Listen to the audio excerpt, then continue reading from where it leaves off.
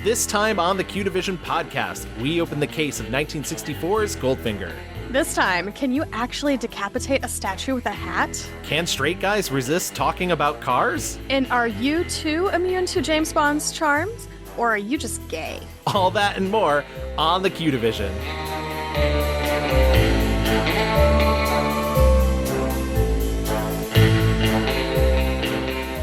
Hello, agents. Welcome to another episode of the Q Division. I'm Gavin, and I've seen all the James Bond movies. I'm Chels, and I've seen 3 movies and a TV special, but it wasn't special. No, it really wasn't special. It wasn't.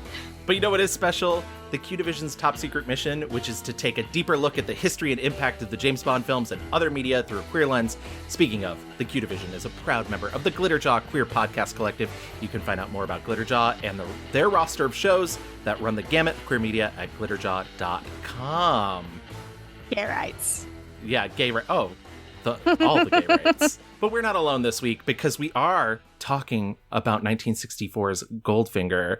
And we can't possibly do that alone. What a huge subject. What a milestone in the James Bond world. So what we're doing is we're bringing in a secret guest agent. We're activating him to help with our analysis. Please welcome director and editor Cody Joel. Thank you so much for having me. I'm glad to be here as the resident Kentuckian and the resident straight man, offering all insights. I've got 30 minutes planned to talk about solely the DB5. So brace yourself for that. We're braced. How do I follow that up? Cody, thank you so much. I have not seen you in years, but when I was thinking about starting a James Bond podcast, you were literally one of the first people I thought of because one of the very first conversations we ever had was about James Bond. We both worked together as editors. What are you working on now? I'm going to let you plug your stuff here. I'm going to let you plug your stuff at the end of the show. Please. Thank you so much. Yeah. You and I worked together many moons ago, and I think you thought of me first because I constantly texted you saying, when are you going to do a James Bond episode on your other podcast? So lo and behold, you have an actual dedicated podcast, not just an episode. So that's I'm very pleased about that. No, I've just cut a feature called Neighborhood Watch with Jeffrey Dean Morgan and Jack Quaid, and that will be coming out next year. So please go see it. Hopefully it's in a theater near you. Yeah. I love both of those men, and I think many people in our audience probably love both of those men, even though they are unfortunately straight. So, But one's married to Hillary Burton, though, and that's just canonically queer to a Yes. generation of people like me. I would say it's a buddy cop, film noir, dark comedy kind of vibe. I would say what are comps? Like, I don't feel Kiss Kiss Bang Bang maybe, and I don't feel at home in this world. So if you enjoyed those, I really think you'll enjoy this one. Oh, like dropping I don't feel at home in this world is like so there is some darkness to it, like real darkness there. Yes, well, that's the luxury of cutting a dark comedy is that if the jokes don't land, you just go, well, it's a dark comedy. It's Exactly. Well, that's kind of perfect for this episode because this is the first James Bond to kind of move the needle a little more towards satire parody of itself, which is kind of funny because I've never really looked at it through that lens before, but the more I did the research on it and then rewatching it after doing the research, I was like, oh, okay, interesting. I see what's going on here. We're not playing everything so straight. And I thought that was really interesting. Chels, I'm going to go to you real quick before we even get into the production. How are you feeling? I always like to check in with you specifically because you've not seen these films before. So this one I have enjoyed a lot. I saw that it was much sillier. The Austin Powers of it all, we found the gold nugget, as we could say. But man, does he love to slap a woman around, Yeah. body shield. Woo, the misogyny is rampant in it, a little rapey in there. Woo! But outside of the general hatred of women, this was a romp. I enjoyed it. General hatred of women, check. General hatred of people of color, check. Yep. Especially in the book, though doesn't really carry over to the film as much, but there's still kind of every person of color is a servant, that sort of vibe. There's also a lot of race swapping in it that I didn't realize until today, basically. But we'll get into that later. And somehow it feels less racist than the other ones we've watched. Yeah, exactly. If you love the racism in this one, just wait till you only live twice. You know what's funny about that specifically too, Cody, is that we've not currently invited any guests on that episode because I don't want to subject them to that movie. And it's I was telling my boyfriend that, and he's like, then why watch it? He's like you have to come up with some thesis for your episode that's not just don't watch this movie. Sure. And so when we get to it, it'll be quite the fun time between Chels and I, I'm sure. I'll bring a drink to that one. Oh, yeah, absolutely. Stock up, Chels. Fill up your beautiful 007 martini glass that you gifted me. And yes. Yeah, take it to the brim. And in the words of Felix Leiter, enough liquor for 3. Yes. Cody, I do want to ask your background with this film. I know this is one of the most famous James Bond films. Do you have any, like, sense memory connection to seeing this film at a young age at all, or? Yeah, so this was one of the first James Bond movies I saw. As a Kentuckian, this one is really important to me because we sort of grew up with the, stories of it being shot in Louisville in the 60s. As I got older, I come to find out that Sean Connery never set foot in North America during the entire filming, and I was absolutely devastated. But nonetheless, our house cleaner as a kid, she was an extra in this movie. I couldn't find her upon rewatch, but that was, I think it's actually sort of built into the lore, which I really enjoy, because in my head, Sean Connery was in Kentucky, and that made it feel really special to me. So, this is one of the first ones I remember seeing, and I think still to this day, it's one of my top 3 favorites. That's actually really interesting because there's a lot of places Sean Connery didn't go to during the filming of this movie, and we're going to get to that in a moment. But I wonder how much of that myth has been carried over into all of the production sites of the many different places that Bond has taken place over the years. But I honestly, if anything had shot in the small town I grew up in, people would have been like, I think we had Basket Case, the movie about the little Belial mutant that lives in a in a box. So yeah, that's about it for Glens Falls, New York. So nothing as romantic as Sean Connery getting there. All right. Why don't we move into a little bit about the production of Goldfinger? Goldfinger, the novel, is the 7th James Bond book published in March 23rd of 1959. While the film contains several differences from the book, the movie follows a very similar plot. However, the book also presents many uncomfortable passages that have not aged well since its release nearly 66 years ago, including referring to Oddjob and any other Korean in the novel as to be, quote, rather lower than apes in the mammalian hierarchy. Yeesh. Great, Ian Fleming. Good job there. Just being racist right off the bat. So technically, the movie is actually quite progressive compared to the book. 100%. And that's what and even the stuff that Guy Hamilton has said specifically about Sakata, who plays Oddjob, have been so nice and favorable. And I mean, clearly he was this person's employer, but like, it's nice to see that like Sakata was treated rather well on the set, and unlike what Ian Fleming probably would have treated him as. From all accounts, what I found out in my research is that he was just the most lovely man, and also deserves his own movie, because this guy is a World War II vet, is a professional wrestler, and is a Olympic silver medalist in weightlifting. Just really impressive guy all the way around. Yeah, after looking at that, like looking him up after watching the movie, I can firmly say I love him. He needed his own franchise. Anytime he was just smiling so big while just destroying people made me so happy. Oh, and this is I read this, so I didn't know this because I was trying to see, I looked at his IMDb to see like, is he in anything else that I would recognize, and he apparently reprises the role of Oddjob in 1974 in a movie called The Wrestler, which I now really want to watch, because I'm like, how did they get around the licensing of that? And right. I don't know. Yeah, I'm very curious to see how that worked. I know nothing of this film. I'm gonna have to do some research. I wonder if it was like shot in another country or something. Is it a precursor to the Darren Aronofsky Wrestler that we all, because honestly the story sounds kind of similar. Like, it's about a pro wrestler that's looking to redeem himself, and faces off against some characters like Odd Job. He fights a 9-year-old Mickey Rourke in that movie, canonically. That's the... Back to the book, Bond's assertion of pussy galore wasn't much better. Bond, quote, liked the look of her. He felt the sexual challenge all beautiful lesbians have for men. And then upon realizing Tilly Masterton, not Master Son, like it is in the movie, which also Ian Fleming sadist for naming her Masterton, that doesn't roll off the tongue at all. Upon realizing that Tilly Masterton's a lesbian, this is the passage that follows in the book. Quote, Bond came to the conclusion that Tilly Masterton was one of those girls whose hormones had got mixed up. He knew the type well and thought that they and their male counterparts were a direct consequence of giving votes to women and, quote, sex equality. As a result of 50 years of emancipation, feminine qualities were dying out or being transferred to the males. Pansies of both sexes were everywhere, not yet completely homosexual, but confused, not knowing what they were.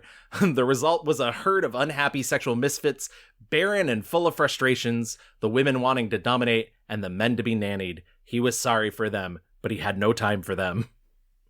Wow. That's Ian Fleming had some strong feelings on the lesbian population. Yes.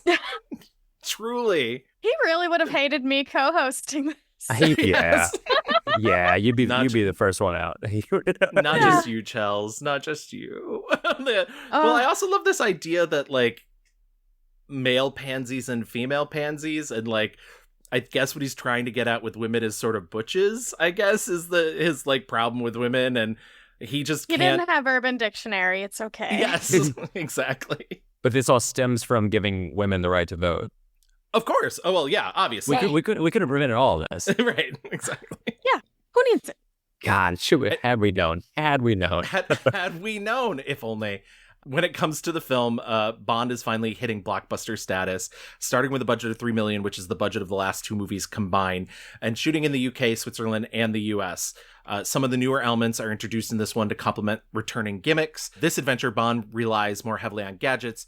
The humor is more apparent and tongue-in-cheek, and the cold open largely has nothing to do with the full movie, something we'll occasionally see later on. I love the fake-out cold open. I wish more Bond movies did it, where it's just like a side adventure, because you're getting like a little bit of like, this is what this guy does. He's a secret agent. You get a bonus Agreed. story, right? And I think to Ken Adams' credit, like, we see that first in Adam's set where I'm like, God, we just want to see more. It's almost wasted because you see it for, I don't know, 30 seconds or something like that. I have a note in here for that where I'm like, when we get into the movie where it's like Bond enters a silo and it can only be a Ken Adams set. Like, it's gorgeous. Yeah. And you're right. It's completely wasted because he just immediately blows it up. Yeah. Originally scheduled, the next film was to be on Her Majesty's Secret Service, but the film was deemed too hard for the timeline of getting the film out, specifically because of the shoot in Switzerland, which I think is funny because they end up shooting in Switzerland. Well, it was about the skiing, though, right? Yeah, because they couldn't get the winter months to line up, and right. Because in the theatrical release it said James Bond will return on Her Majesty's Secret Service, right? And then it's on the home video, it's replaced with Thunderball. Yes, correct. Yeah. And it's funny because they were also thinking about making Thunderball the next movie, but there was the major lawsuit going on about that, which I'm still putting a pin in that we will get to in the next episode. So Goldfinger was chosen as the obvious replacement. And after a pay dispute, Terrence Young passed on directing and Guy Hamilton was chosen by Broccoli and Saltzman. Guy Hamilton was an acquaintance of Ian Fleming. He actually already knew Sean Connery as well, and he was involved heavily in intelligence matters in the Royal Navy during World War II, so he kind of had that like Bondy connection. His big contribution to all of this is he sort of hated the Bond of the first two movies being too much like a Superman. He thought that Bond was getting by on just being what nowadays we would call a Mary Sue. Like, he just sort of had the answer to every single problem. I hate that phrase, but, you know, just for the kids.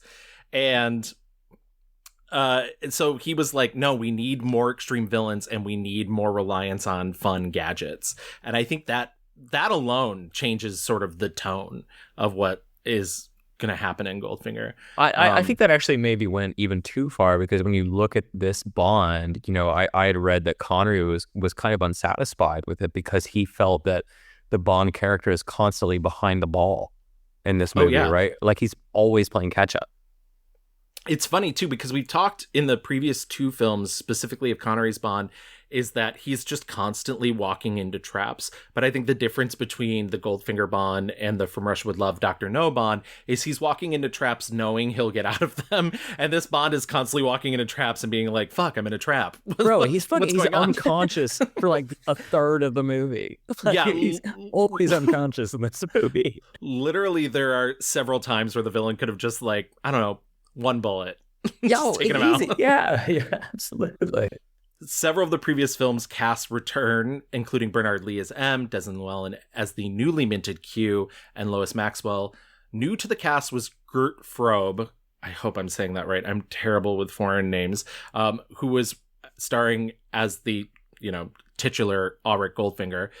His accent was deemed too thick and too slow for the movie, so he had to be dubbed by actor Michael Collins, though in order to get that dubbing to happen, they actually had to speed up his performance in post.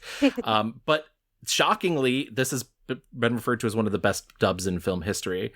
There's really only one scene in the movie where you can actually hear Gert Frobe, which is when Bond is listening from below when they're all in the meeting room.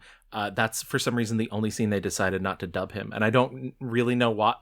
Because that would be the easiest scene to dub him, because you don't have to match lips. I love that. Yeah, it's the accept crime line, right? Is his? Yes. Yeah.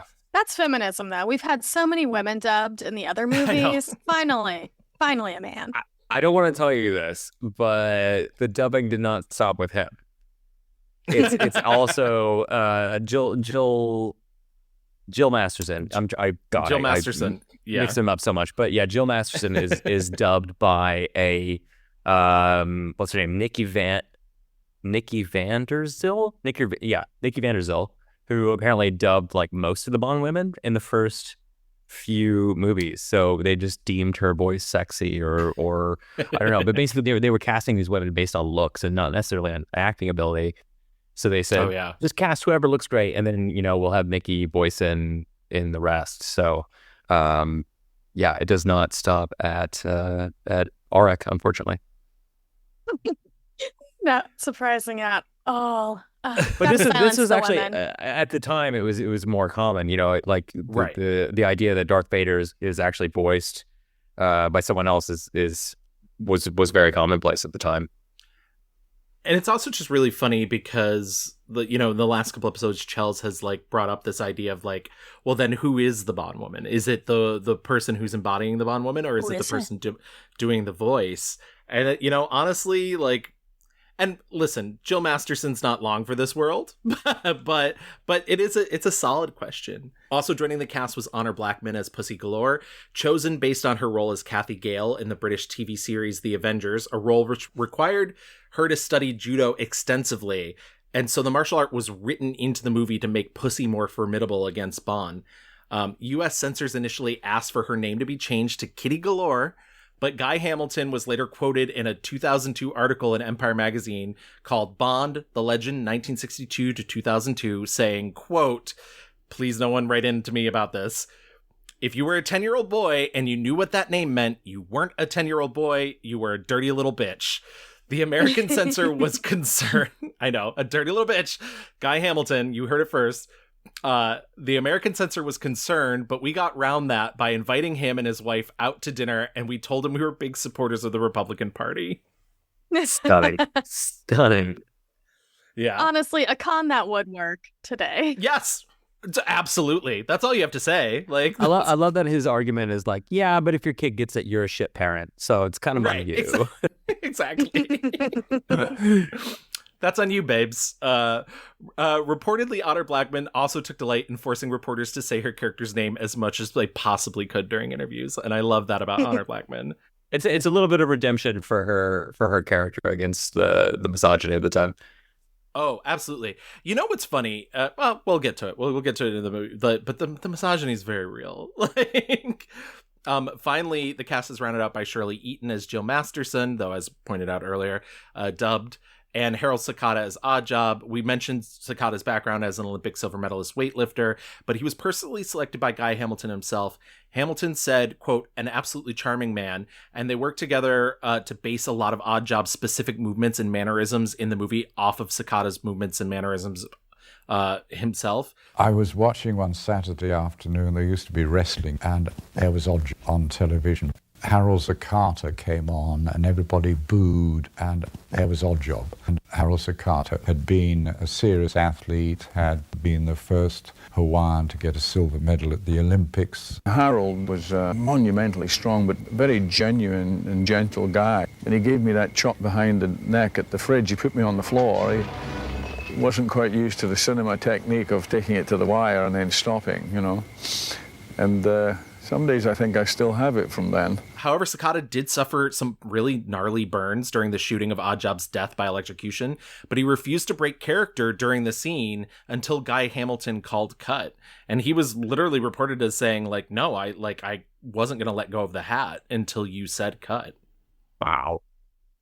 That was not the only guy. The henchman in the very beginning as well suffered very bad burns from the bathtub electrocution scene. So they had not mastered the. I think this whole movie is basically just James Bond learning about electricity. Yes, exactly. Because he kills two henchmen with electricity, and there's sort of bookmarks on the beginning and end. He does rely on it quite a bit. That henchman, by the way, is, speaking of race switching, is a white guy in brownface. And I guess they had actually, like, not to defend Eon, you know, from 60 years ago, but they had cast an actual Mexican actor to play the role. And he was a cat burglar and was arrested the night before shooting. And so they just basically found a crew member who had, quote, high cheekbones and painted him brown. If you want to make it worse, Bonita, in the belly dancer in that scene, is also a Serbian woman. Amazing. Posing as a Mexican. So, yeah, not a single... I mean, this all tracks considering. Yeah. Yeah, I was going to say, I mean, I guess From Russia with Love did have a Mexican actor playing a Turkish person. So I don't know. I don't think there is a 1-to-1 system, I guess, but like, well, yeah, better. Harold Sakata is Japanese playing a Korean as well. So yeah, exactly. Did you notice, Gavin, as an editor, all of the unnecessary speed ramps throughout the movie? Yes. Oh, yeah, and we're going to get to that in just a second because, actually, why don't we talk about it now? This is our show. We can do whatever we want. Yeah.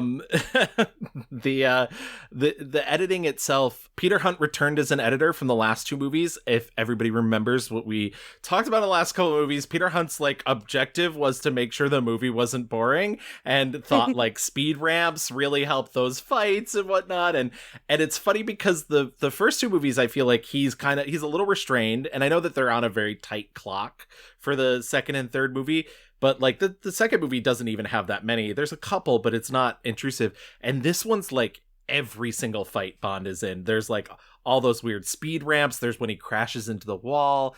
And I get what Peter Hunt's objective was, but I almost think it was like, okay, what you're doing is too much. Like it almost feels like they're like, we liked what you did in that movie. Let's keep doing that. But like over and over and over in the same movie. It's first when he takes off the scuba mask in Yes. the cold open, right? Which seems like a strange time to do it. But it's almost reminiscent of Die Another Day. There's a lot of unnecessary speed ramps in that as well. Also with Bond in a wetsuit. Yeah, true.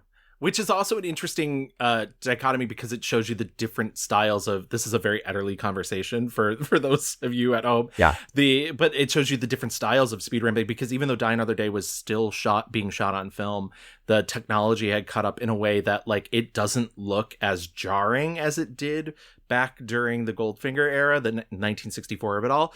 But you're right, it does still exist and it is very apparent if you're looking for it in Die Another Day. But yeah, I wonder... the thing about Die Another Day, not to go off on a tangent, is that it's trying to be so reverent to every sort of James Bond that came before it. And so I'm almost wondering if that was like an in-gag just taken too far. And it was also very a product of its time, right? So like the early 2000s music videos and stuff were doing all of that. So unfortunately, yeah, we paid the price for that. Absolutely. Oh, there's so much we paid the price for on Die Another Day. Ken Adams returned from Dr. No as the production designer and infused the film with a, quote, luxury baroque that comes directly from him. Bob Simmons also returned as stunt coordinator from the first movie, choreographing the final fight between Bond and Oddjob, and just does... The only reason I wanted to bring that up is just because I think chef's kiss to Bob Simmons. That fight is amazing. Well, also the gentleman from the barrel sequence, right? In the first three, this one included, it's the same barrel sequence as the prior two movies, all of which have Bob Simmons instead of Sean Connery. It's almost as if Sean Connery is like, that's beneath me. Like, I'm not doing that. Yeah. Yeah, exactly. Richard Maybaum returned to write the script, fixing the issue with the novel that it's impossible to empty Fort Knox of gold in a couple of hours. I think calculated, they said it would take a matter of weeks to remove all of the gold from Fort Knox.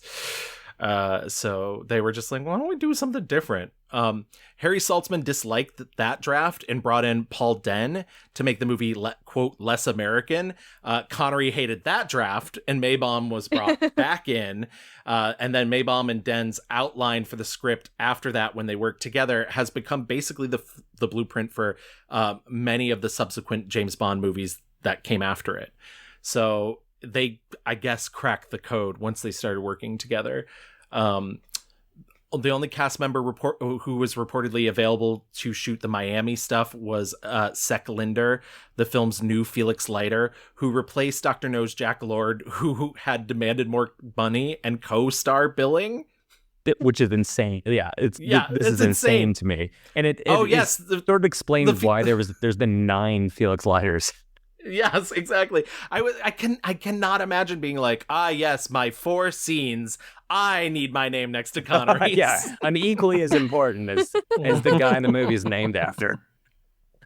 Connery was too busy filming Marnie, the Alfred Hitchcock film, to film his scenes in Miami, and the other actors, it was just decided if he wasn't available, the rest of them could all be shot on a soundstage. We're going to talk about the Fontainebleau in just a little bit when we get to the part of the movie. I cannot wait because I have stayed there. And let me tell you, amazing! All 3 of us have been there. Really? That's amazing. Yes, it's the worst. It's the worst I've ever been to. Wait, save it. We got to talk about that. I'm gonna save it.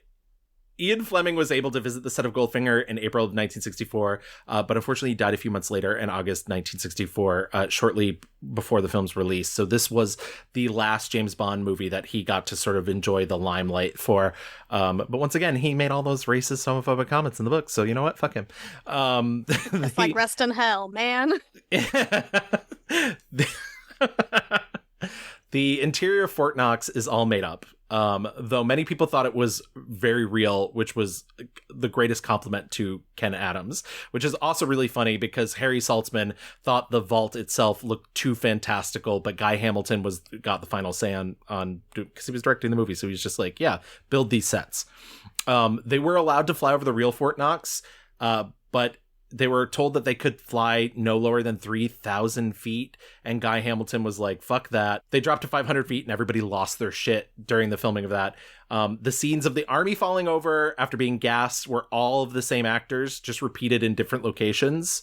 So if you could zoom in enough, it's literally all the same people. It's the same dude. Yeah. Which is it's very immensive, by the way. They were great actors. That was honestly, apparently I love that quick drop where they're just like, sorry. No, and that was the last shot of the movie too, sorry, the last in order of filming. That was the last thing they shot, which is apparently only a matter of weeks before the release. We got a squad, a sergeant, and we ran these soldiers round, and I set them up in all the places I could remember. And I said, now what you do is, when I blow the whistle once, you all look up there. When I blow the whistle twice, you all fall down dead. And they thought this was the silliest thing that they had ever been asked to do in their born days. But we said, you're all going to get $10 and a beer, for $10 and a beer. But by now we're opening in 3 weeks' time, practically. Yeah, I was going to say it didn't occur until like right before the movie was released, which is wild. Guy Hamilton, as previously mentioned, really pushed for this emphasis on gadgets. And while the script only originally called for the Aston Martin to use the smoke screen, Hamilton took suggestions literally from every single crew member to add more things to the car, including an ejector seat, a suggestion from his nephew, which is why I think the ejector seat is so fucking hilarious in the movie. We need to listen to children more. Exactly. Yeah. It was the only gadget that didn't all the rest of them worked the way that they were meant to work as well, except for the ejector seat. I went home and I got a telephone call saying, would I go back to the studios next day? And I thought, oh, good. I got an extra bit in the film. And when I got there, they gave me this bit about the ejector seat. If you take the top off, you'll find a little red button. Whatever you do, don't touch it. No, why not? Because you'll release this section of the roof and engage and fire the passenger ejector seat. Whoosh. Ejector seat? You're joking. And, of course, it gave me the chance of producing, I suppose, one of the most famous lines. I never joke about my work, 007. The chassis would have taken a proper ejector seat, and the guy next, the driver, would have got burnt anyhow. So I used compressed air on that in a lightweight dummy. The whole thing works. I mean, it's just, it's a dream. It's your dream. Wouldn't it be fun to have a car like that? And there's so many that weren't even used in the film. There's like ball bearings that come out to like ruin tires and whatnot. You forgot the there's thermos. So much.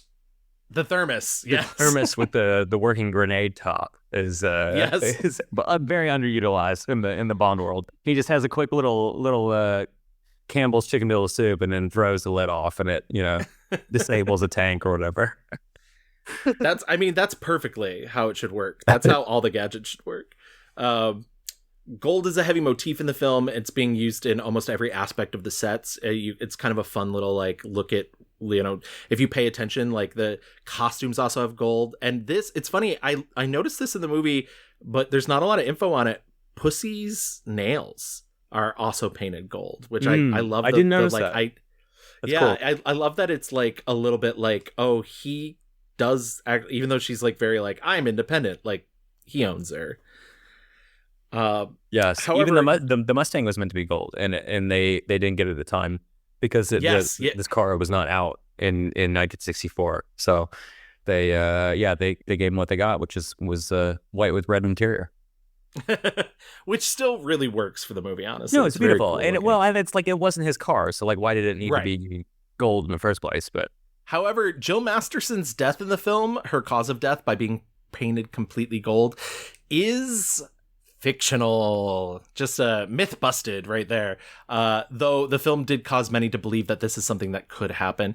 I believe, to my knowledge, what I've read, your skin can suffocate, but it's not really a cause of dying. It's not. And I think to their credit, they thought that this was real science at the time. Yes. Oh yeah. They all legitimately believed if you left a small patch at the bottom of the spine unpainted, you would survive. But right. What a time to retire. You have this very public, very iconic moment, and then you retire shortly after, and I'm yeah, this is how conspiracy theories start. We are done. Oh, absolutely. Well, and they even recycle it in Quantum of Solace with the oil on the strawberry fields. Which, honestly, you will learn this when we get to that episode, I truly hate that director. I don't think he's ever made a good movie. Yeah. That image is actually very cool. And I will say, I guess when I saw it in the theater, I was just I guess she drowned in oil. I don't know. It does look more convincing than Jill being painted gold. You're oh, she's fine. She's just having a nap and she's also gold. She's just having a nap and also gold. Yeah. Oh my God. That's literally what it looks like. I want that image on a shirt and then just that over and under. Logistically, when did they do this? When did they drag her out into the hallway and they had it ready to go with the airbrush or something? Or when did this? And Bond's just unconscious during that scene. It's not like they drugged him. I told you he's unconscious for a third of this movie. God knows what. There's another World War while he's unconscious. Who knows? Who knows what goes on while Bond's knocked out? John Barry returned to score the film, and he felt that this time he was in complete control because he got to write both the music for the film and the opening song with lyrics by Anthony Newley and Leslie Briskus. The combination of Bond's brassy music and Shirley Bassey's unforgettable belting made this one of the best Bond themes and most memorable ones to date. And then we did a tour together, and he conducted for me.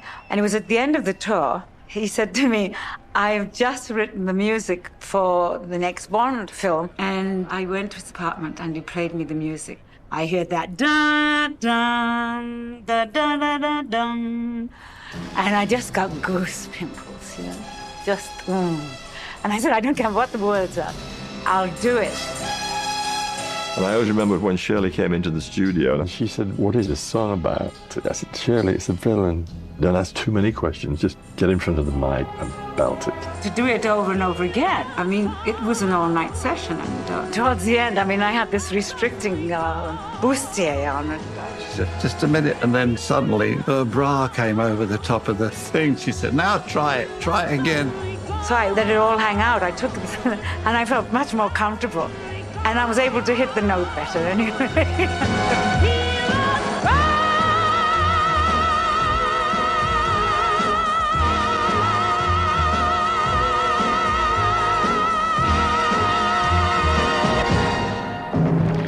Women can do anything. And she almost fainted, right? Did you read this as well? That she says she almost fainted holding the last note. Which is funny, and we'll get to this in Thunderball, but there's another singer who tries to steal her thunder by actually passing out trying to hit the high note. And of course it's a man. Of course yeah. I also read this. Jimmy Page. Did you read this, Gavin? The Jimmy Page of Led Zeppelin comes on and is a day player guitarist on the soundtrack way before Led Zeppelin. Oh, actually, no, I didn't read that. That's amazing. Yeah, isn't that fantastic? Oh my God. That's great. Yeah. Wow, that's very cool. In terms of reception, films received very positively, both by audiences and, for the first time, critics, with most of the reviews finding the turn towards the slightly more towards parody to be a welcome addition to the films. The Guardian even went so far as to call the film garbage from the gods. Goldfinger's $3 million budget was recouped in 2 weeks, and it broke box office records around the world with a total gross of $125 million. At the 1965 Academy Awards, Norman Wanstall won the Academy Award for Best Sound Effects Editing, making Goldfinger the first Bond film to receive an Academy Award. Wow. Yeah. Well deserved. And normally we end this with some sort of JFK fact, but he's unfortunately gone. Yeah, sorry. Connery was on his way to meet the president at the end of this film, yeah, so sorry. And Kennedy, the day before he died, watched From Russia with Love, which exactly. I really wish he could have seen this one because he would have loved it. Oh, yeah, he would have absolutely loved it. Even though, once again, just saying it, the book is awful. Like, the book is so bad. I did reread the book for this. I'd read it when I was a teen, and I guess I just sort of, like, glossed over how terrible but it just racist, sexist. You mentioned earlier, Cody, there's, like, 3 chapters on golf. It's unbearable. Yeah.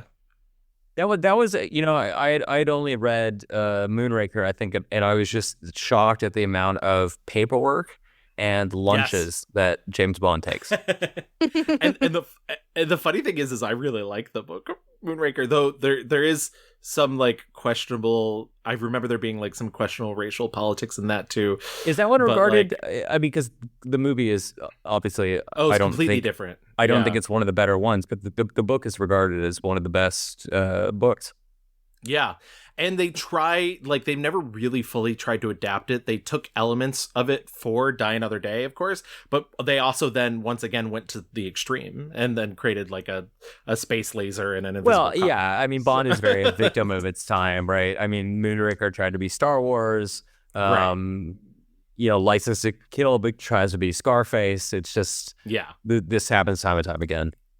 Oh, yeah. And we'll get to all of that. Like the one thing that's fun about Bond is watching it change to try and adapt to the time period it's in, whether that's good or bad. Sometimes it's real, real bad. You make the first, it works. In making the second, we knew we had something going. By Goldfinger, we had a cultural phenomenon. It was absolutely magic what was happening. There was screaming, there was yelling. You couldn't believe the audience reaction. champagne, adventure, and all the sexual fantasies of the healthiest virile bachelor. They were so transported by the magic that was Bond, they had a reaction completely out of self. We started to play the picture 24 hours a day. That's how successful these Bond pictures were. I think that's it for the production. Why don't we get into actually talking about the film?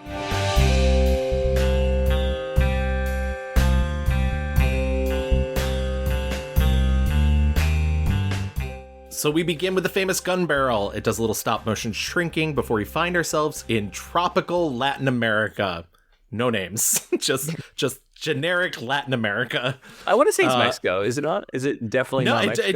In the book, I think it is Mexico, but in the movie they literally go out of their way to be like, no, we're not. We're just not going to mention. Because what's the drug they're making? They're making a drug, right? Isn't that I think it's heroin. Yeah. Okay. Bond, sporting a fake pigeon on his head, rises from the water, throwing his decoy away, and readies his Batman grapple gun to sneak into enemy headquarters. Hidden within a silo is what can only be described as a Get Adam set. It's gorgeous. Bond prepares some explosive and hightails it out of there. He peels off his wetsuit, and he's wearing a perfect white tux with black pants, just looking his Sean Connery best. Just pausing that here real quick. I do have to ask, Chels, I don't know if you've noticed this. Some say it's since Dr. No. Some say he was even wearing one in Dr. No. What did you think of Connery's hair? Because this is a new wig. I didn't hate it. It didn't scream at me like many other wigs as a devout Drag Race viewer have scared me. Could have been worse is all I can say. It was perfectly inoffensive for what they were doing. I also, there was other stuff going on, y'all. Well, I think to his, Connery said the last thing to go was his actual hairline, right? He's sort of falling from the top. And so it's less noticeable when it's a hairpiece, on the back of his head as opposed to, right here up front. This is the one that looks the fakest to me, though. I've always thought that Goldfinger is the one. I think he specifically gets a different one in Thunderball, and I know he was wearing a different one in from Russia. And so this is the first one that I was like, oh, this is a hair. Even as a kid, I was like, this is a hairpiece. What's happening here? Which I don't mind. It does look, he looks fine, but it's one of those things so your theory, because there is this going theory, right, that he claims that he's worn one the entire time, but someone else said he didn't wear one for the first two, that this is actually the first one where he's wearing a hairpiece. Yeah, because he's said in interviews that he started going bald in his teens. So I truly don't know. I mean, I trust the man, I guess, Yeah. But to me, he was the same age as me when he shot Goldfinger. So I lucky to not relate to Sean Connery on this. Although he was also Mr. Universe, so he's got something over me. I was gonna say whatever your skincare routine is, then amazing, because he looks like your dad, and you do not. He makes his way to a bar and waits for the explosion. Before leaving for Miami, Bond makes a stop to make out with his current, very nude paramour, who we see belly dancing in the scene before. She asks why he always wears his gun, and he says that he has a slight inferiority complex and takes it off. It's a trap. He walks into a trap right away. It's a tarp. It's a tarp. He sees an attacker coming for him in the reflection of her eyes, which is one of the coolest shots in the movie, honestly. Oh, loved it. Uses her as a shield and then electrocutes his attacker in her bathtub. Shocking, positively shocking, he says. And boom, we're in the opening credits. Yes, Chels, this is, as you mentioned before, this is literally the start of him throwing a woman around. He physically, it'd be one thing if he tried to get them push both her out of the way. Yeah. No, he uses her as a human shield. It's he would use her as a human shield. It's not even surprising at this point. He just sucks. I mean, she's probably trying to get him killed, but you know what? What? Go off, girl. We didn't. If I can have my straight man corner for a second, is this a segment on the podcast called Straight Man Corner, where I have my own little straight speaks? Yeah, exactly. So no one mentioned the Rolex Submariner that he's wearing, which becomes the ultimate James Bond watch with the NATO strap, which is, again, referenced in No Time to Die. But this is a watch which now would cost you easily $100,000. So it's very coveted in the James Bond world and in the watch world as well. Yeah, I have a secret, like, maybe the most straightest thing about me is I do secretly, like, covet all of the James Bond watches. I even had, like a shitty replica version of the GoldenEye Tomorrow Never Dies watch that he wears with the timer on it that I wore all throughout high school. So I will tell you, like, I do definitely, like, have an affinity for them. But yeah, See, when I win the lottery, there will be signs, even though I won't tell anybody. And one of the signs will be Gavin with his James Bond watch. So my dad's 30th birthday present to me was a Seamaster from oh my God. that era, from the Tomorrow Never Dies sort of era. So okay, Tomorrow Never Dies era. Okay, I was like, are you secretly rich? But that makes more sense. No, not the brand new one. No. The most iconic Bond song, as Shirley Bassey croons Goldfinger over a similar style open to From Russia with Love, as this is the second credit sequence by Robert Brownjohn. Sorry, that is a hilarious name. It's Except a great this name. time the women are painted gold. I liked this opening credit sequence. It was so much fun. It's fantastic. It also gives a little bit of spoiler to the rest of the movie. Yeah. I do too. I like it a lot, but I will say, like, I'm so happy when Maurice Binder does take back over the credits from Robert Brownjohn, because Robert Brownjohn's like, oh, I guess the credits from Russia with Love were a big hit. I guess I will do the same thing here, except the women are gold. Well, and did you notice that the woman is the actress that plays Dink from The Fontainebleau, Margaret Nolan? I didn't realize that. It's the very same lady, and she apparently at the time was, I don't know what you call her now. She's sort of like a softcore porn actress, or what they'd say is a page 6 model in the UK. Yes, yeah. I guess that equivalent at the time. So, that's her being projected on. Amazing! I didn't know that. Good for her. And this is the first time as well that we've got like a top 10 Billboard hit. Oh, absolutely. Maybe that's why I liked it more, just because the music was so good. Yeah, well, and they didn't have, so I guess in with Russia, From Russia with Love, they didn't have the full track, right? They just had sort of an instrumental version of it. Well, welcome to Miami Beach. We're greeted with aerials of the Fontainebleau Resort. Is this where we should bring it up, Gavin? That we should talk about the Fontainebleau. Yeah, absolutely. Okay. I'll let you go first, because you seem to have the most experience. I do, because I like when I saw the opening aerial shot, I'm like, oh, I've been there. I've worked there. I worked major media conferences. I say this is where I've had to wrangle the most celebrities in my life, and I can tell you all the stories when we're not recording. But my fun fact is, anytime I go there, I can get around that entire hotel like full super spy and never be caught. I know every little nook, cranny, underground, like, walkways, because they have so many different, like, passageways around there. It is so much fun. It is a wild hotel. Nobody will stop you. I was heartbroken when I was there that I couldn't find a single Goldfinger reference. I mean, I saw lots of Frank Sinatra references, but I didn't see a single Goldfinger reference. They should have actually brought Sean Connery there. And also Sinatra, let's just say the diva of divas would never have anybody else all over there. He had to be all over. I think so they have a really quick shot of that in the movie where there is the ice rink, the outdoor ice rink. It just for a matter of seconds, but that was sort of this grandiose show of wealth at the time, is that, look, we're able to have an ice rink outdoors in Miami, right? And be able to keep it running, right? Which is, it's just totally ridiculous. But can y'all believe I went there and everyone was starting to get sick, and then a couple months later there was a pandemic. Last time, oh no, not the last time I was there. I've been there since. Wow. No, the whole place, doesn't it just feel like Pitbull designed the entire place? 100%. Like, he's responsible for I mean, the it's whole Miami. thing. What can I say? Yeah. Gotta lean into it. I remember getting two drinks and a salad, and it was $75 there. I believe That's it. Anywhere on that section, not just the That's Fountain Blue, horrible. like Eden Rock next door, across the street. Yeah. Like, I'll tell you after the fact which celebrities wanted me to steal yachts with them. I went to Miami Beach with Dan and his mom, well, and his dad as well too, but it was for his mom's birthday.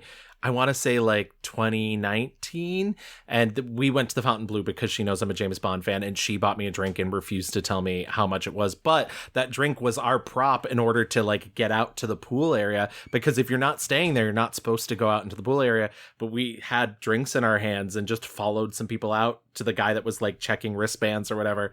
But yeah, so, but it does, you're 100% right. It has that sort of like tacky pit bull grandiosity to it that, yeah, it's quite the experience. But it is really funny that all three of us have been there, and most of the cast of this movie has not.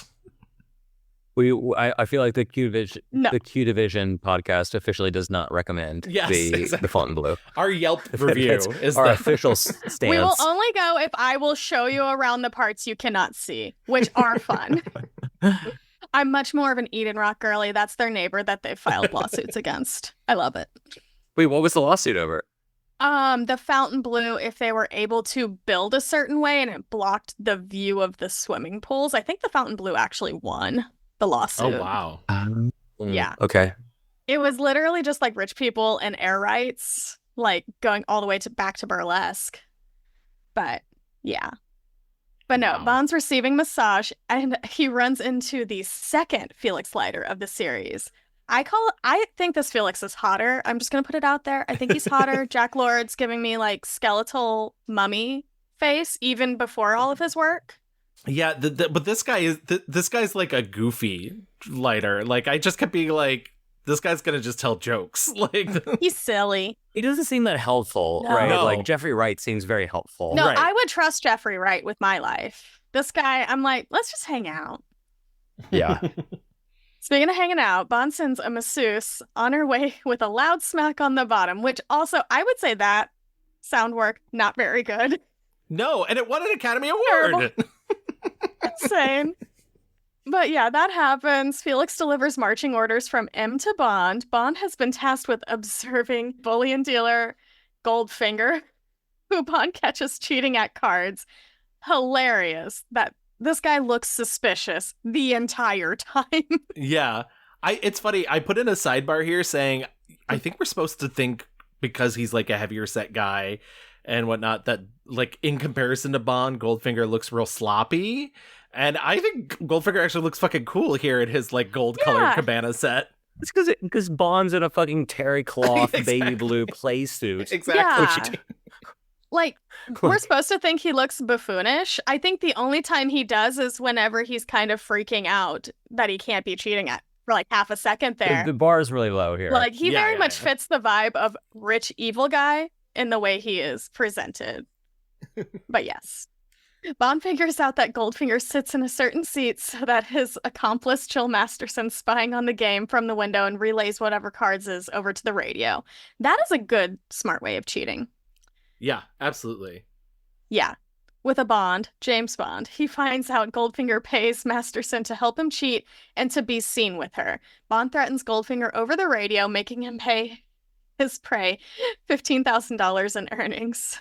I looked up, and it's, I think, the equivalent of $150,000. Amazing. in this current moment. So that makes sense. I love that Jill like goes out of her way. We've talked about this in our previous episode too. Ian Fleming was obsessed in From Russia with Love, pointing out that both of his villains were asexual, and then this movie like goes out of its way to be like, even though you later see Goldfinger like really hitting on pussy galore, Jill Masterson's like, no, pays to be seen with him. And it's just like that. She's like, that's it. Like, I'm not going to sleep with that guy. Like, not sleeping with him. Which he also asks of Pussy Galore, like, are you, like, what are you being paid for? Like, he's very interested in this question. Well, you know, Bond, he's a curious cat. Bond spends the night with Jill, but when he goes to get a chillier bottle of champagne, he is attacked and rendered unconscious by Goldfinger's right-hand man, Oddjob, after he makes a lame remark about having to listen to the Beatles with earmuffs. Thanks, Grandpa. I only left that reference in because to me, like, it's an interesting thing that, like, the Bond of the first two movies seems cool and hip to young people. And I feel like this, even though this is like the more fun comic movie, that, like, a reference like that is like the thing that instantly makes you be like, oh no, like, he's for dad. He's not for the kids. Like, literally a grandpa. Yeah, totally true. Him and his Absolutely. 38-degree champagne he needs perfectly chilled. I'm like, okay. My dear girl, there are some things that just aren't done, such as drinking Dom Perignon 53 above a temperature of 38 degrees Fahrenheit. That's as bad as listening to the Beatles without earmuffs. And it also just feels like Connery's maybe the only Bond that would hate the Beatles, even though Roger Moore is older. There's a spinoff where Connery kills John Lennon. He's responsible for the shooting, I feel like. This makes sense. Exactly. I see it. When Bond awakes, he finds Jill dead on his bed, suffocated by being covered completely in gold paint. Gavin's favorite piece of John Barry music plays over, Bond calling it into the Home Office.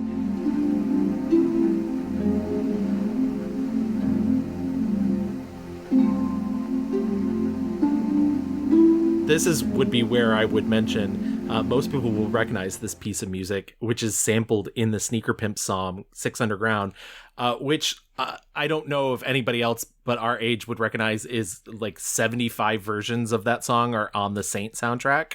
So that's how I heard it as a kid. But yeah, if you've not heard the like harp section that plays as he like calls in Jill Masterson's death, it's so good.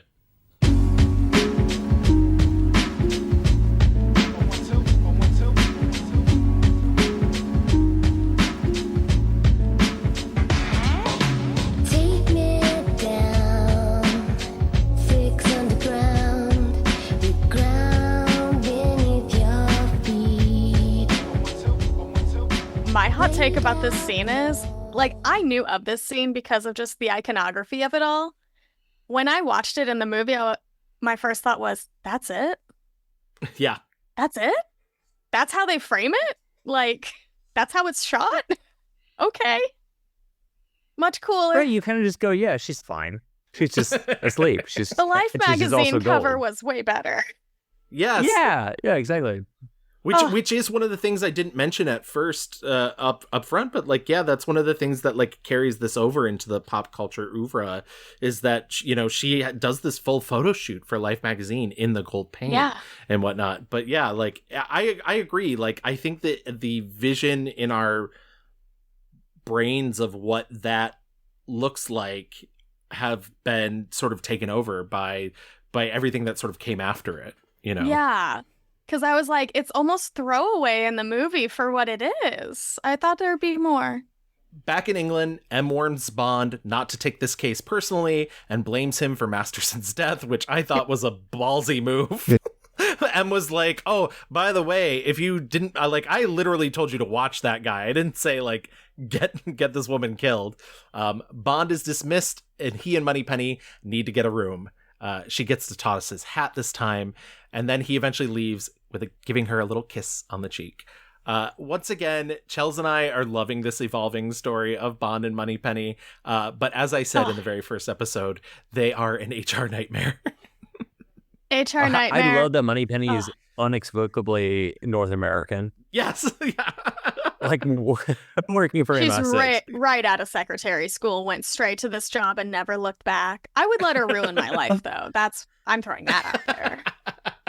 And she's also only, I think in the filming of this movie, she's only like 3 or 4 years older than Connery as well, but she seems like almost motherly to him. Yeah. Does anyone else get this? And it's funny She's actually too because mature.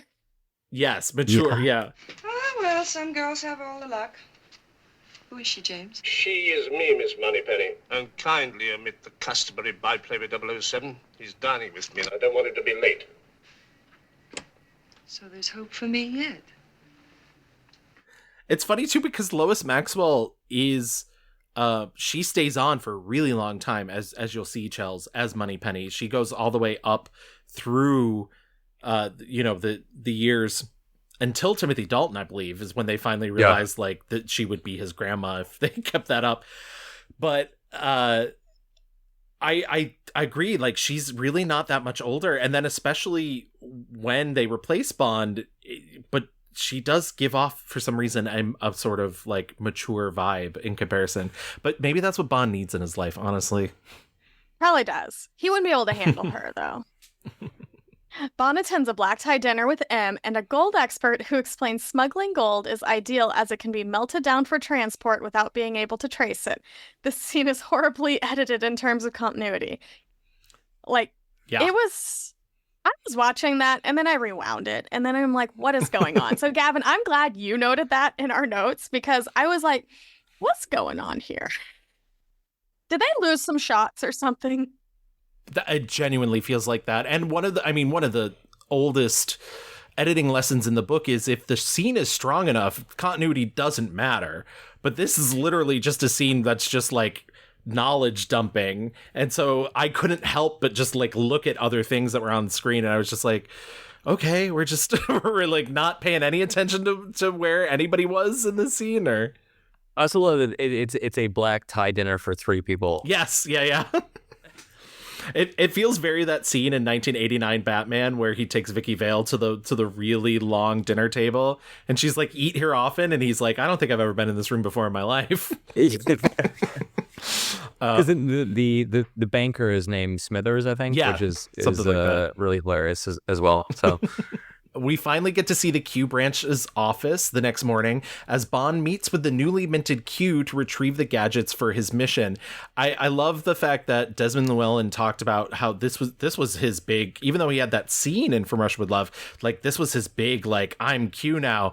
And he's like playing the scene and Guy Hamilton is like cut. He's like, no, he's like, you don't like this guy. You're annoyed by this guy. Like, he's like, no, I'm going to be reverent to him. Like everybody in the office would be reverent. He's like, no, you don't like this guy because he breaks your gadgets. Yeah, that's a fantastic sort of dichotomy between the two, which goes on for fucking 17 films, yes. Right? And then I think Q, like his total screen time is like 30 minutes. Yeah. Across all 17 movies, but like he's maybe the most key takeaway from all these movies across the years. Well, I also like that he is such a good contrast to Moneypenny, because Moneypenny is so charmed and just so willing to throw herself constantly at Bond over every little thing he does. And there is literally nothing, like, Bond could save Q's mother from a burning building and Q would be like, I could have done that, whatever, like, come on. So I love that sort of, and like, honestly, like, maybe the queerest relationship out of all of the people James Bond works with. Yeah, and that was his initial instinct as an actor, was like, oh, I'm meant to be a simp for Bond. Exactly. And then Hamilton's like, no, you detest this guy. It's like your most annoying coworker, which we all know. But yes. Like, wait a second, what are you telling me, Cody? Was I? No. Yes, it was you. It was you all along. You were like, I've been waiting years to tell you. Yeah. Ingenious and useful too. Allow a man to stop off for a quick one en route. It has not been perfected out of years of patient research entirely for that purpose, 007. And incidentally, we'd appreciate its return, along with all your other equipment. Intact for once when you return from the field. Oh, you'd be surprised the amount of wear and tear that goes on out there in the field. Bond receives the Aston Martin DB5. It's bulletproof and stocked with license plates of several countries. The interior is completely spy-fi, including the smokescreen, oil slick, and an ejector seat. Q tells him they expect the car back. Big mistake. This is my time to shine. Yeah. Sorry, Chels. Take the back seat real quick. So what's interesting about this model is that this is actually the prototype of the DB5. Right. Aston Martin was very reprehensive about giving them a car. So the production actually had to pay Aston Martin, and this is the last time that they ever had to pay for a car ever again. But so they lent them a car. This exact model was at one point red. They repainted it silver for the movie. This exact car was in The Saint with Roger Moore, and then later in 1981 was in Cannonball Run, also with Roger Moore. So it's got a long tie to James Bond. This is also the same model that later in 1997 is stolen. Or sorry, it's sold to a collector in Florida and then is stolen, marking one of the greatest heists in automobile history. The owner is paid out $3.2 million by the insurance company. and it has since been seen. We think there's sightings in the Middle East, but no one's to be sure. So interesting. Yeah, no one actually knows where this car is today. I love straight talk. Yeah. And now is Stray Man Corner by Cody Joel. That's really so fucking interesting too, because it's like all those like stolen paintings from the Barnes Museum in Philadelphia, where like nobody's ever seen them again, and it's just how do you keep that like somebody will always talk, but I'm always fascinated by like actual successful crime because exactly honestly, to that point, good for them for pulling it off. Like, my respect. And this totally saves Aston Martin, right? Like the sales jet up by 50% or so. And before this, in Dr. No, which you may have talked about, they approached Aston Martin for a car. They said no. They go to Jaguar for a car. They also said no. And so that's how they wind up with the Sunbeam Alpine, is that someone in Jamaica just happens to own this car, and so that was what they used for the first movie. So it's not until 2 movies later they talk Aston Martin into doing it. And that's why there's that great line too, where he asked him about the Benz, is that it, or is it the Benz or the Rolls? It's Bentley, right? Bentley, yeah. He's like the Bentley, and he's just like, no, this time we're going. Yeah, exactly. Yeah. So in the book, which I've not read, you've read, but so he trades in the Bentley for a DB3. This is of course a DB5, which is not released at the time. So they're using the prototype for it. But I guess they managed to win over Aston Martin somehow. Yeah, it's like a really smart product placement. Mm-hmm. And that's actually one of the hallmarks of this movie, is that product placement was not really a thing until this time period. And you see that with Ford throughout the movie. There's the Mustang that we talked about, and the Ranchero, in of course the Lincoln Continental later in the movie. But it was not really a thing until this time period. Wow, I'm learning so much about cars right now. You seem riveted. You truly do.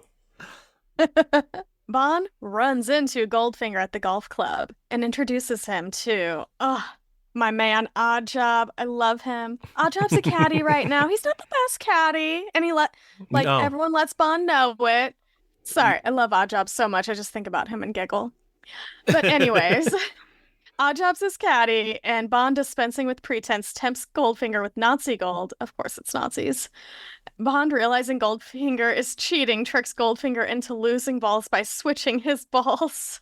I love, and it's literally, that's taken directly from the book, but happens so much faster than it does in the book. I really enjoyed those scenes. Me too. It's a fantastic scene. Yeah.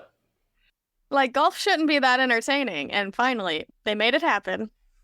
And they all look cool, and I honestly think that's the advantage the movie has over the book, is the visual. Mm-hmm. Oh, the Slazenger sweater that Bond's got on, fantastic. Oh, yeah. Bond is able to plant a tracker in Goldfinger's 1937 Phantom 3. Goldfinger warns Bond not to interfere with him and shows off both Oddjob's strength when he crushes a golf ball in his bare hands, and his steel-rimmed hat used to decapitate a statue. I do love that they throw in that line where Bond's just kind of like, oh yeah, great, you can kill a statue, and Goldfinger's like, who cares? I own the place, whatever. Like, it's his golf club. Apparently, Connery hated the idea of the crushing of the golf ball, because he's like, no one can do that, right? But that's the whole Hamilton thing. Says that's the point. Exactly. Yeah. It's supposed to be goofy. We are not working in reality anymore. Exactly. And then in the shooting of the decapitating of the statue, they couldn't get it right, and so finally Harold Zaccato was like, let me just throw it, because it's got a iron rimmed hat, and he said, let me just throw it and see what I can do, and he decapitated it one try. So I don't God, it just a speaks to dangerous man. This guy's insane. Fully insane. Love him. Bond tracks the Phantom to an airport where it's loaded on a plane for Switzerland. Once in Geneva, Bond is caught in the middle of an assassination attempt on Goldfinger by Tilly Masterson, Jill's sister. Also, pretty sure she's a lesbian. He slashes her she certainly tires. is in the book. Definitely in the book. In the family. He slashes her tire with a rotating blade that emerges from the Aston Martin. Making sure she's okay, he feigns nice guy, but she's not interested. She wants to go for help. That's how you know she's lesbian. She's not interested. Exactly. She's not interested. Anybody that can resist Bond's charms is, you know. Yeah, he says discipline 007, discipline, as though, like, I've got to resist pulling over this lesbian to have sex with her. Just stay on the mission, Bond. He's like, that's a challenge for later. Exactly. He's like, I'll take 2 more of you. She claims her sniper rifle case is for her ice skates, which I think is maybe the dumbest line in the entire movie, because it's like a box, and she's like, oh, it's my ice skates. What are you saying, girl? He questions her further, but she's saved by spotting a garage. Worried he'll miss Goldfinger, who has stopped, he hurries off and starts an all-evening stakeout at Goldfinger's compound. At the factory, he sees Goldfinger's army of Korean men melting down his car, which is in fact made of gold, so he can smuggle it out of Geneva. He sees someone else staking out the forest and realizes it's Tilly, but causes her gun to trip a perimeter wire. I love that it's, once again, his fault that this... Yes, no, exactly. It's he's him fully being behind the bumbling ball. through Like, this whole movie. Yeah. I understand why Sean Connery didn't like it, but I loved that he's a bumbling fool. Bond and Tilly escape in his car, and a chase ensues. Thank God for gadgets, though, as he uses the smokescreen and the oil slick to great effect.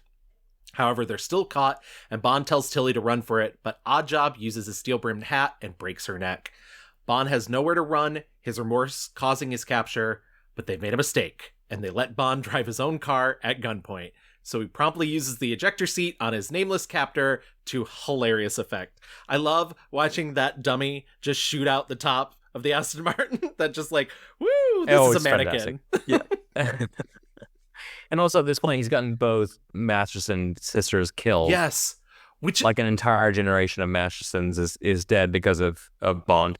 Which is really funny because this does happen in the book, but it happens much later. Like, they take Masterson, or Masterton as it is in the book, with them all the way to Fort Knox. And then Oddjob kills her there. And it's just really funny that this movie's like, you know what? We can only have one woman at a time. I'm just amazed that these sisters, their names are Jill and essentially Tilly and Jilly. Come on. Yeah, they had rhyming. Yeah. In the book, they're twins. In the book, when he like sees Tilly Masterton, he like freaks out because he's like, "You're dead," and then he's like, "Oh wait, the existence of twins exists." Like, and see, if this was the first movie, they would be twins still because they were trying to save every penny. Yes. Yeah, the same actress. They're like, we have $3 million now. We can hire 2 actors. 2 women. What? Anywho, Bond tries to make his way through the maze-like corridors of Goldfinger's compound, but loses in a game of chicken and crashes into a wall. Again, bumbling. However, it's revealed he was never headed towards another car, just a giant mirror. Old Tech 1, Spy-Fi Tech 0. 100%. I mean, seriously, how did he not know it was come on, Bond. I know it was a stressful situation, but... He was going through a lot. Maybe if he had a few drinks, he would have a sharper mind. He seems to be somebody who functions better while drunk. Yeah. Well, once again, like, that goes back to, in Dr. No, we actually see him do, like, some detective work. And then in From Russia with Love, he's not necessarily doing detective work, but he's still, like, kind of keenly aware of his surroundings. He does sort of walk into that trap at the end of But in this, it's literally just, like, he's all instinct for most of the movie, which is why he spends half of it unconscious. Speaking of being unconscious, Bond wakes, strapped to a table spread eagle. Goldfinger knows all about Bond's profession as a spy, which is funny because he doesn't in the book, and lets him know he plans on cutting Bond straight down the middle using a brand new laser. Laser. Yeah, laser. Because in the novel, this is a buzzsaw, right? Yes. Kevin? Yeah. Okay. And the idea of using a laser for something like this was like very much a fully brand new idea. It wasn't just like science fiction.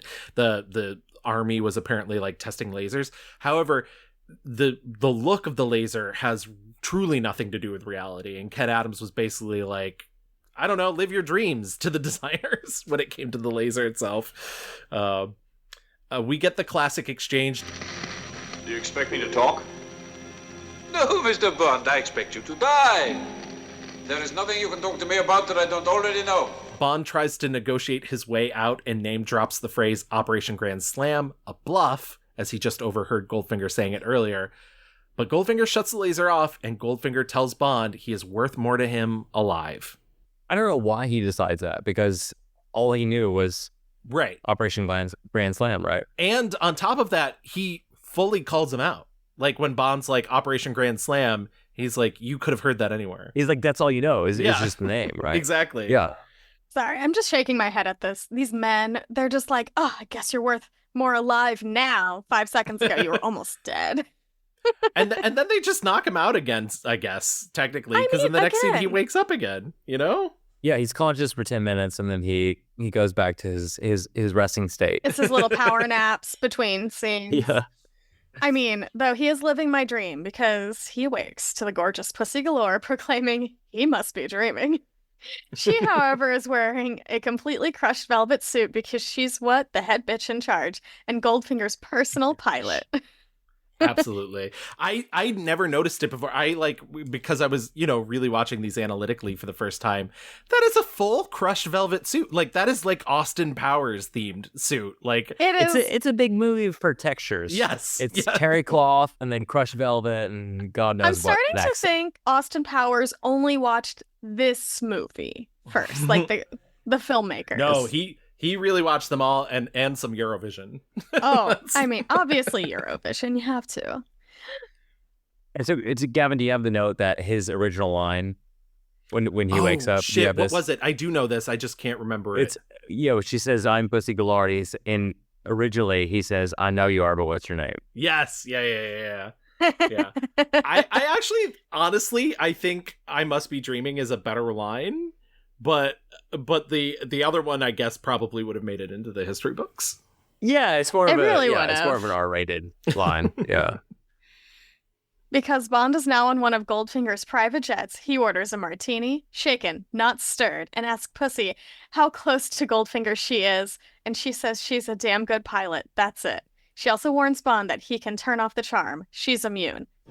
Here's to Operation Grand Slam.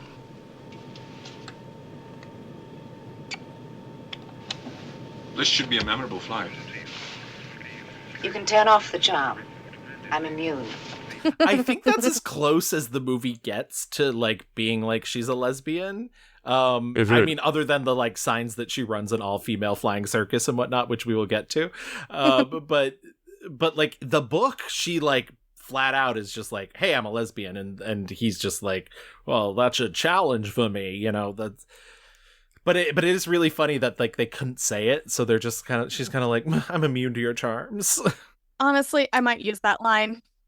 This is the first instance of him ordering a shaken martini. I was gonna ask, is this the first? I think it's the first. It absolutely is, because he does order him. I believe it's just scotch and whiskey up until this point. Truly. Bond asks if he can change in the bathroom of the plane before they arrive, and while Pussy's assistant attempts to spy on him, Bond outwits all of her peepholes and secrets his second transmitter into his shoe heel as he puts on a good show of shaving. He leaves the bathroom wearing a gorgeous gray tweed suit, once again, textures, and warns Pussy not to try and shoot him as it will depressurize the cabin and kill them all. Foreshadowing. The backup people. The backup people. I do love the peepholes. Phenomenal. Somebody should be spying on that man. It's so funny too, because he goes out of his way to cover up the peepholes in kind of a way that he would have an alibi, in kind of a way that he would be like, oh, like I hung my suit up there and whatnot. But then he like sprays the shaving cream so over time it. So like not she subtle knows. at all, because at one point he looks at the peephole and then just jumps back. Yes, fully jumps back from the peephole. He is ridiculous. Bumbling continues. The Americans alert M to Bond's landing in Baltimore and that he's moving on to Lexington, Kentucky. M asks the Americans not to barge in as Bond must have it under control. Sure. The plane lands at Pussy Galore's flying circus hangar. Sorry, we will never have a better sentence. She has her own flying team she trains herself. Good for her. Oddjob picks up Bond in a car, and Bond remarks to Pussy, "You know, if he kills little girls like you," she responds, "little boys too." I love that exchange. I love how quick she is to be like, "Fuck you, man. I know who this guy Great is."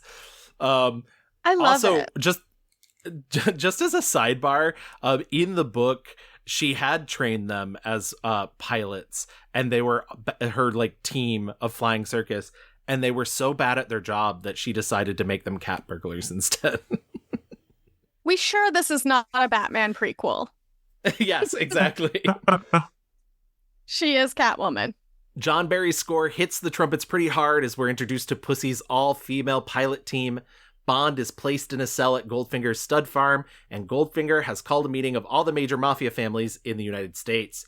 He offers them each $10 million to help him with Operation Grand Slam. He uses a trick pool table to transform his lounge into his staging area, and while he's busy, Bond gets the drop on his guard and sneaks out of his cell. I love, this is another beautiful Ken Adams set, and it's so cool the way it transforms from like literally just a lounge with a billiard table to this big like computerized area with models and whatnot.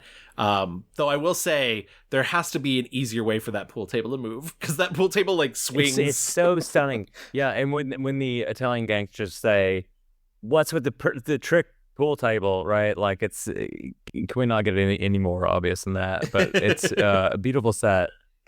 I love that the villains in all these movies are very tacky. Like, yes. Everything from the giant fish, mostly for budgetary reasons, to a pool table flipping over. Why not? We need them to be a little silly Billy. I agree. As that's happening, Bond overhears the true details of Operation Grand Slam. Using Delta 9, he will knock out the population surrounding Fort Knox. They will blow up the fence around the site and descend into the vaults to steal the gold. A mobster named Solo backs out of the meeting, and Goldfinger leads him out of the room. Bond is caught by Pussy Galore using judo against him. Made me giggle so hard. And he is walked through the grounds as Goldfinger gasses the masked mafioso, revealing that Delta 9 is quite lethal. Bond, encountering Goldfinger and Mr. Solo, slips a note as well as his transmitter into Solo's pocket. The CIA begins to track Solo, but Oddjob is not taking Solo to the airport. He brings them to a deserted road, shoots Solo, and drives the car to be crushed, and the CIA loses the signal. I had a lot of fun with this. That sequence takes so long. It does take so long. And why does Guy Hamilton feel the need to follow Oddjob and Solo all the way to the airport? And back. I would believe if they just got into a car, had one quick scene, boom, stop, go, bye-bye. I would believe that. No, they get into the car and then it never shows back up. That's the end of it. I feel like there's a much more efficient storytelling way to do this. Yeah.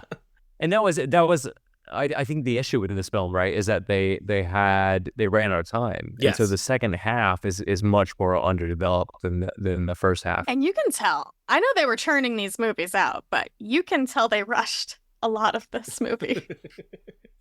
And also, I think is interesting too is that a lot of it's just a setup for a joke about Americans like loving fast food, because you see Felix and his partner at the KFC, and one of them has to like run out of the KFC to get in the car to track. And it's like, I get that, and once again, it's pretty clear that like they wanted this movie to feel more British and less American, so they're like, take some few jabs, but it's kind of a waste of time. It's not that funny of a joke. It's just. And that whole segment is in Florida as well. It's not even in Kentucky. Right. Like you see the palm trees in the background, and like that goes on the entire car chase. There's palm trees in the background, which obviously we don't have in Kentucky. So yeah. You're very offensive to us Kentuckians. I was going to say, I thought Kentucky was tropical. Back at the farm, Pussy says she will use her money to buy an island in Jamaica and implies Goldfinger will not be invited. Goldfinger realizes he has use for Bond, and Bond realizes it's impossible for Goldfinger to remove the gold from Fort Knox, and pieces together that it's Goldfinger's plan to irradiate the gold in Fort Knox for 58 years using an atomic device, which will raise the price of his own gold supply as the U.S. is thrown into chaos. I love this plan. Honestly, a woman with a plan. Yes, yeah. He's a girly now.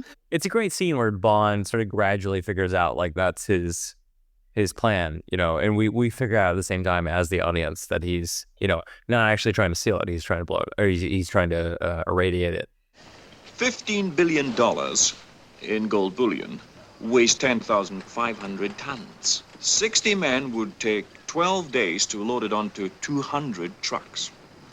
Now, at the most, you're going to have 2 hours before the Army, Navy, Air Force, Marines move in and make you put it back.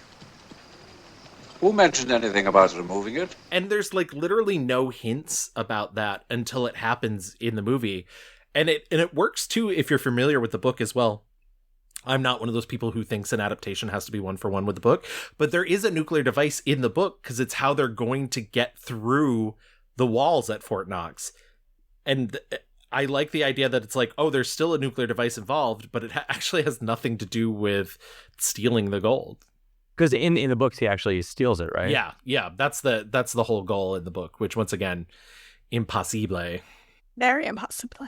But yes, Bond, seeing Solo's crushed car, knows his gambit has failed, and he and Pussy decide to go for a roll in the hay. The spying CIA remarks, "That's my James."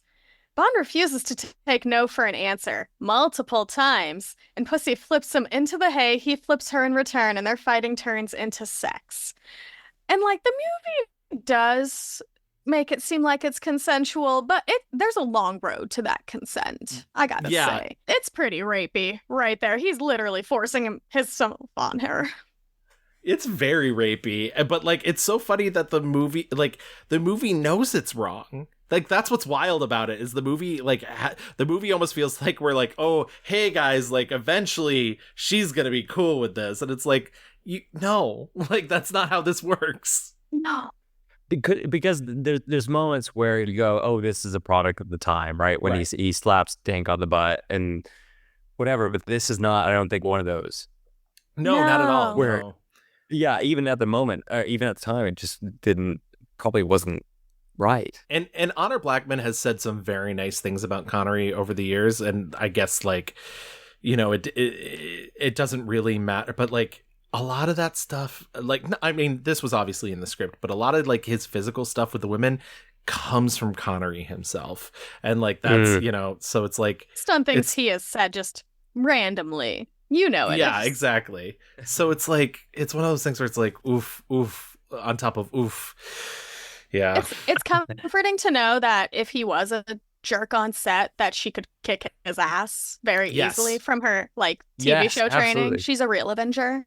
And I hope that's not the centerpiece of the discussion of her character, because she's actually the most useful character in the whole movie. Yeah. And at the end of the day, right? And to date, from the 3 Bond films that you've seen, Chels, and the TV special, I also think she's like the best Bond girl. Like she is the most capable. Easily. She is. She actually has skills, a purpose in the plot other than being hot. She speaks for herself quite literally. Yeah. And she's one of the very few that's actually older than the actor playing Bond at the time. Yeah. She didn't come from a Miss Universe pageant. No. No, he did though. Yeah, he did. Yeah, exactly. Operation Grand Slam commences as Pussy's flying circus prepares to gas the areas around Fort Knox. Everyone instantly falls over as they're exposed to the gas. Goldfinger's men blow their way through the gates and use Goldfinger's laser to cut their way into the vaults. Goldfinger has the atomic device armed, just as everyone stops playing possum, as Bond talked Pussy into replacing the deadly Delta-9 with a harmless gas. Bond is handcuffed to the bomb in the vault and seemingly left to die until the guards who are faking their slumber attempt to retake the building. Goldfinger planned for this and reveals he's been wearing an American general's uniform the whole time to aid in his escape. I love that reveal because it's one of those things that they don't bother with in the book. He just kind of gets away, and it's like never discuss. Like, and so I just love the idea that he's just like, oh, I knew somebody was gonna fuck this up. Just like takes off his uniform and has like an American general uniform. Though I do think it still has a very heavy German accent. Yes, that's what I was gonna say. But I do think it's really funny that he then orders he's like, they're the villains. It's like, sir, you're still German. He's a girly with a plan. Exactly. But then becomes the first James Bond villain with a golden gun as well. Yeah, very true. I would hope so. But yes, Oddjob, trapped in the vault with Bond, tries to stop Bond's escape. Bond, realizing he can't stop Oddjob with brute force. Yeah, right?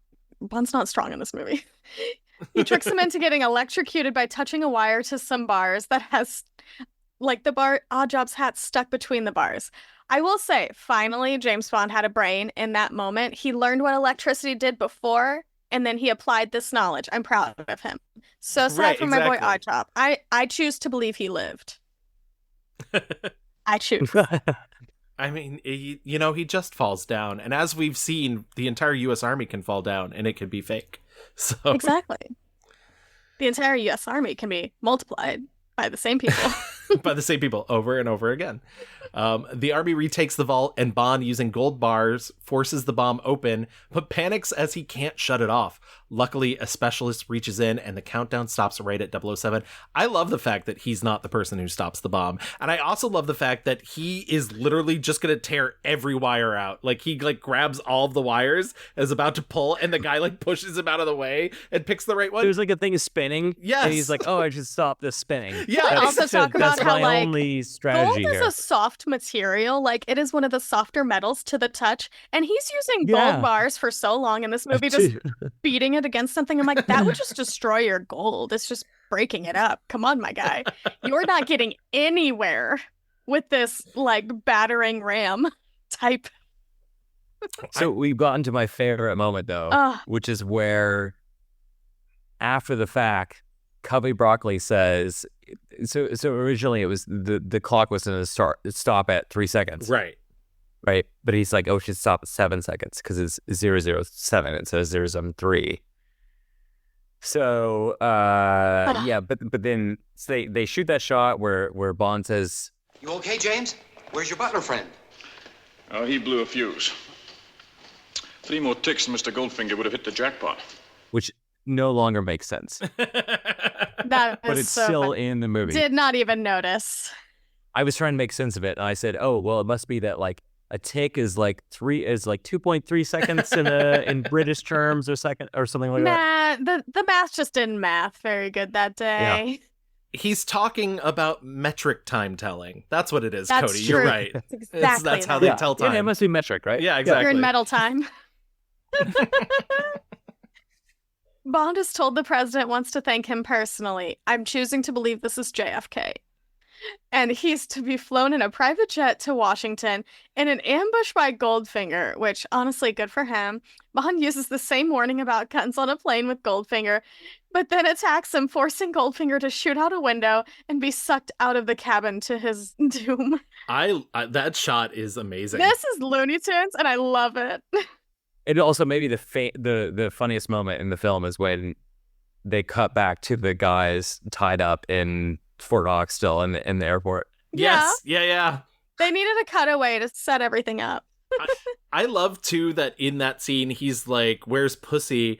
And Goldfinger's like, I'll deal with her later. And then, literally, Bond realizes Pussy is flying the plane and tries to stop it from crashing to no avail. The CIA searches for Bond's body from the crash, but it's revealed that Bond and Pussy parachuted to safety, and Bond won't let her call for help until they have sex again.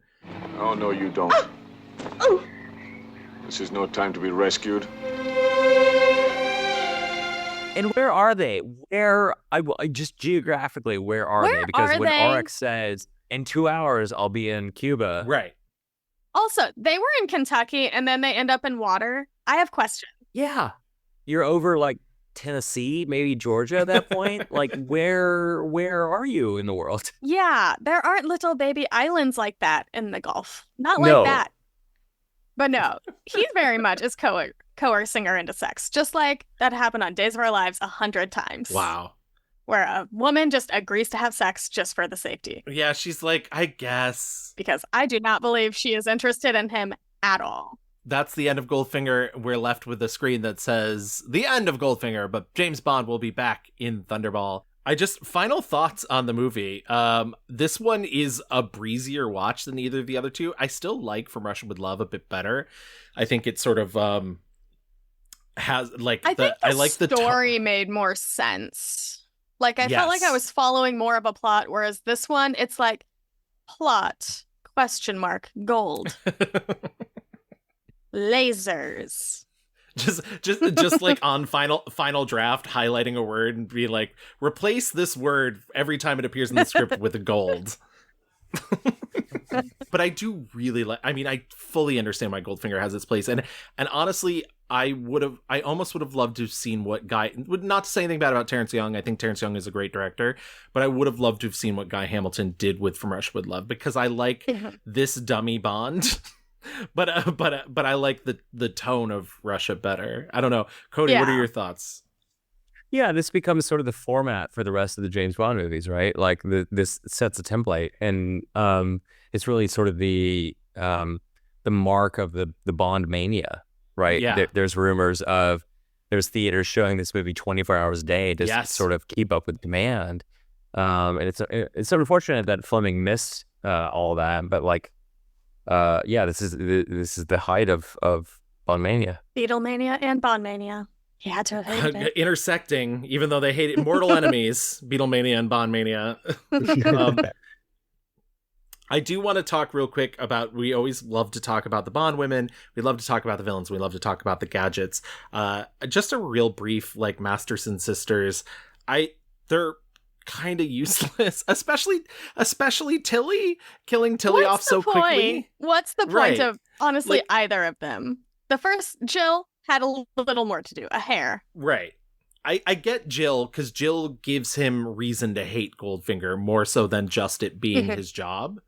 But Tilly is, I mean, I'm shocked that they even learn each other's names in this version of the story. Yeah.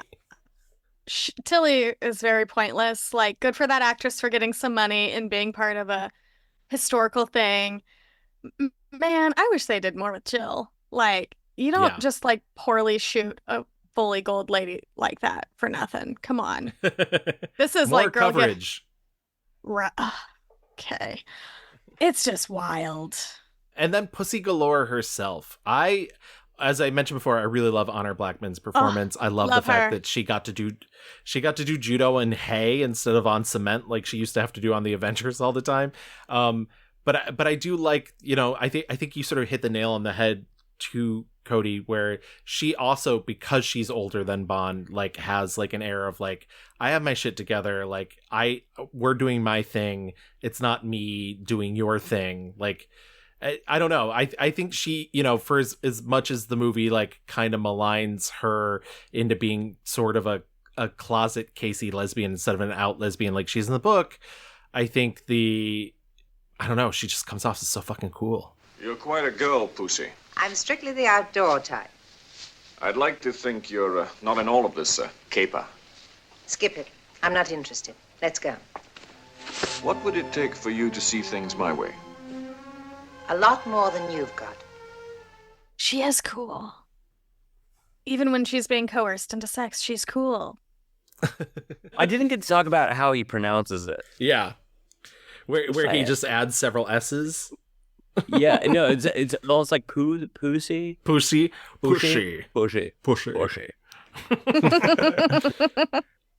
Your impression's pretty good. Oh, why, thank you. Yeah, I like it. I only do it so people will compliment me on it. So that's the... Then finally, Goldfinger and Oddjob. I mean, obviously we've said so many nice things about Oddjob. I think he's really great. I like Gert Frobe's Goldfinger. He is kind of like, I don't like... He's still not like, I'm still waiting for a Bond villain to like really make like a impression on me, like to like really stand out, because for all of Guy Hamilton's talk about this, like he needed superhuman enemies, Oddjob is the superhuman enemy. Goldfinger is kind of whatever. Like he looks cool, but like, I do wonder, like I saw in the casting that Orson Welles was approached, but he wanted too much money. I do wonder, like, what that would be like. He would have been amazing. It would have been so good because he is such a cartoon of a man. Yeah, love him. We all do, but at the same time, it's like, I think anytime the Bond villain becomes too recognizable, it's sort of lost its charm, right? Like even with Christopher Walken, which I think was he was great. You're still like, oh, it's Christopher Walken. I think one of the worst examples is Jonathan Pryce in Tomorrow Never Dies. Jonathan Pryce is like super recognizable, but he's just going so full ham that it's just like, oof, this is not good. Is it? But yeah, and then in terms of gadgets, like this is our first real heavy gadget movie. I think my favorite is the fake pigeon on top of the head. Why? Yes. Like genuinely, For what's why? under. No, it must be a duck, right, or a seagull. No, it's truly like a pigeon. Like it's like even in the special features, They can't swim. I know. I don't know. It must like, what are we doing here, folks? And then he does give him like the tracker and the other stuff, but mostly it's the car, right? In this, it's truly just the car is the Supremo gadget. I would have liked to see more of the gadgets used. It seems like we were introduced and then they never got their real time to shine. Yeah, absolutely. The thermos will return. The thermos will absolutely return. It's in the credits. It might be Bond 35, but it's coming. It's coming back. It's gotta be there. Trust me. It's absolutely gotta be there. Well, I think that's case closed on Goldfinger. Thank you, everybody, for listening to the Q Division. Before we give our outro, Cody, once again, remind people what you've just recently worked on and also where they can find you online. Yes, The Neighborhood Watch will be coming out sometime next year. I do not know the release date. Hopefully it does not change titles again. But that is the movie that was with the one with Jack Quaid and Jeffrey Dean Morgan. Please keep an eye out for it. I am at The Kentucky Kid. Thank you so much for having me. Thank you so much for joining us. It's been a true pleasure, and I'm glad to see you after all these years. Absolutely. Yeah, likewise. The Q Division is available on any major podcast app. If you'd like to listen to our previous episodes, we're basically available wherever you listen to them. Please make sure to rate and review our show while you're there. You can also find us on Twitter and Instagram at QDivisionPod on both, or you can email us at qdivisionpod@gmail.com. Chels, remind the agents where else they can find you and the other stuff you're doing.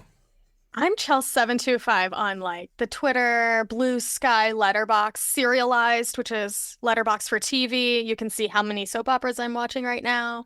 And also, and a rewatch pod. We watch so much stuff over there. Currently, I'm watching way too much reality TV and soap operas. So go hear my thoughts. But I'll challenge every listener. If you give us a 5-star review, I'll make Gavin read the review in his James Bond voice, his Sean Connery impression. I'll do it. Do it. You can't stop me. Stop and as for me, you can find my other long-running film podcast at The Mixed Reviews on any podcast platform. It's co-hosted by my good friend Louis Rendon. To find more information about The Mixed Reviews, please visit glitterjaw.com/mixed-reviews. Until next time, we hope we've left you shaken, not stirred.